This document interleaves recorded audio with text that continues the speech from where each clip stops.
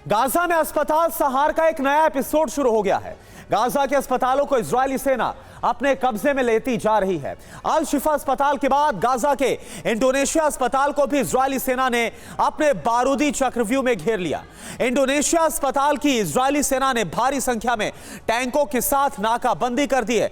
Gaza के कई दूसरे अस्पतालों पर भी बमबारी तेज होने से पूरे गाजा में त्राहिमाम मचा हुआ है।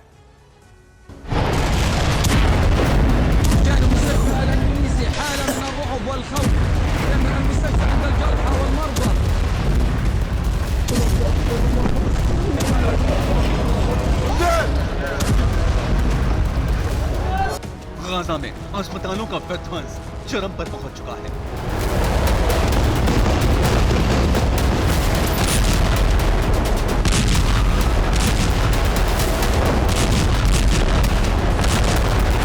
अल शिफा के बाद अब इंडोनेशियन अस्पताल इजराइल के हमलों का सबसे बड़ा निशाना बन गया है।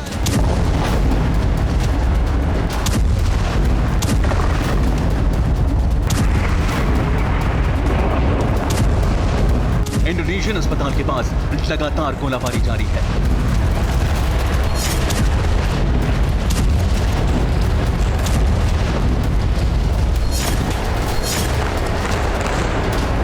इंडोनेशियन अस्पताल के पास के बिल्डिंग्स को भी इजरायली सेना लगातार निशाना बना रही है। ऐसे में अस्पताल के आसपास लगातार धमाके हो रहे हैं।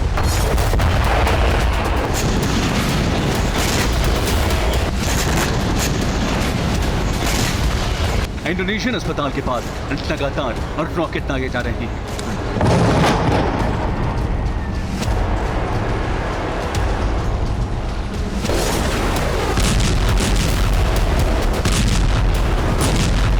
लगातार बारूद बरसने से अस्पताल के आसपास कई इमारतों में आग लग गई, जिसके बाद कुछ इमारतें जलकर खाक भी हो गईं।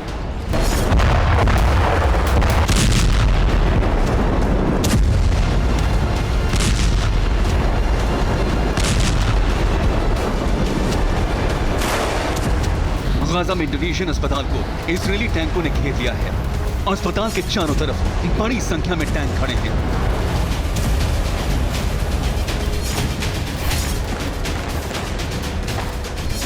अस्पताल को घेरकर टैंकों से टारगेट भी किया जा रहा है। गोली बरसाए जा रही है।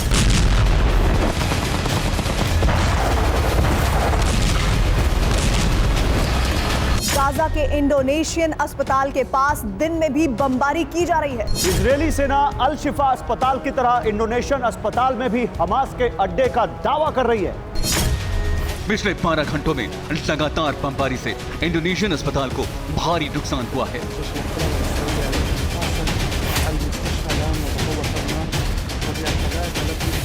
बमबारी के बाद अस्पताल के बिल्डिंग के अंदर कई जगहों पर विध्वंस की निशानियां दिख रही हैं।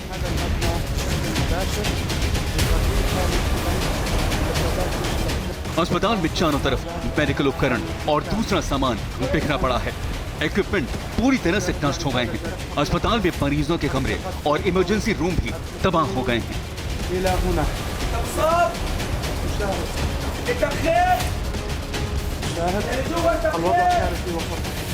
अस्पताल में हर तरफ बदहवासी है, त्राहिमाम मचा है, क्योंकि यहाँ अस्पताल से ज्यादा किसी तबाह बंकर जैसे हालात दिख रहे हैं।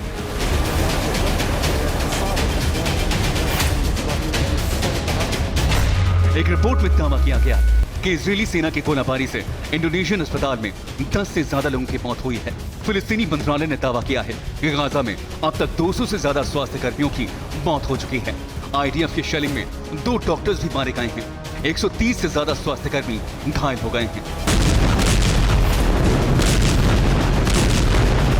जबालिया कैंप से विस्थापित हजारों लोगों ने इंडोनेशियन अस्पताल में शरण ले रखी है।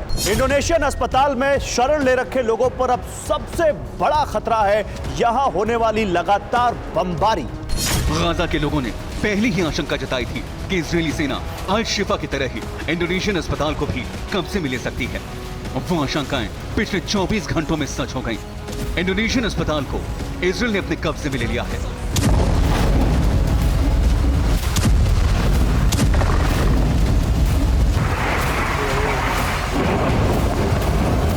इंडोनेशियन अस्पताल उत्तरी गाजा का प्रमुख अस्पताल है। जहां लगातार हमलों के बाद हॉस्पिटल स्टाफ ने यूएन और रेड क्रॉस की मदद की गुहार लगाई है।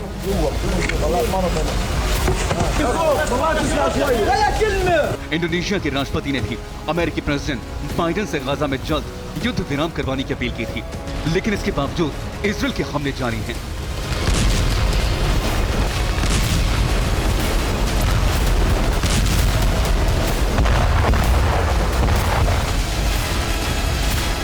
इजराइल के ग्राउंड ऑपरेशन के बाद गाजा में मौत के आंकड़ों की तरह ही यहां के अस्पतालों में शरण लेने वालों की संख्या भी लगातार बढ़ती जा रही है।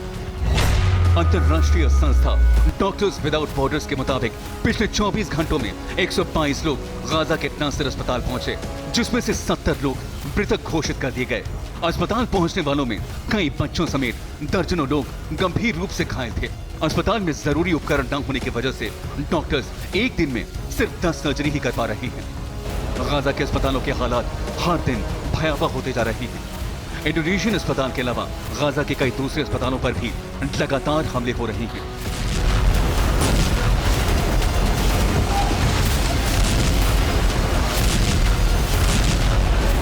इजराइल के ग्राउंड ऑपरेशन के दौरान हमास के लड़ाके रनबीसी अस्पताल में भी भागते देखे।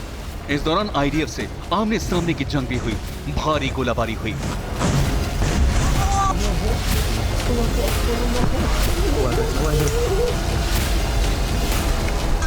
गाजा के कई अस्पतालों में इजरायली सेना की आर्टिलरी हमास के लड़ाकों की तलाश में लगातार गोलाबारी कर रही है। Bureau report, TV9 Bharatvarsh.